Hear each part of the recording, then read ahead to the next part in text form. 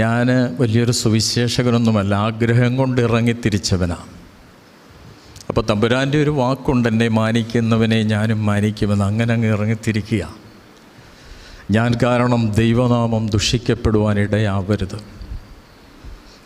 നല്ല സമയമാണ്, ചാരിക്കിടന്ന് കാറ്റിൽ ഒക്കെ. 1-2 പേരെ ഞാൻ ശ്രദ്ധിച്ചപ്പോൾ ക്ഷീണം കൊണ്ടാവാം കർത്താവിൽ നിദ്ര പ്രാപിച്ചുകൊണ്ടേ ഇരിക്കുക. ഇനിയും എൻ്റെ പ്രസംഗം കൂടെ കേൾക്കുമ്പോൾ എങ്ങനെയായി തീരുമെന്ന് എനിക്കറിയില്ല. എങ്കിലും അത് നിങ്ങളുടെ ക്ഷീണമാണ്. പക്ഷേ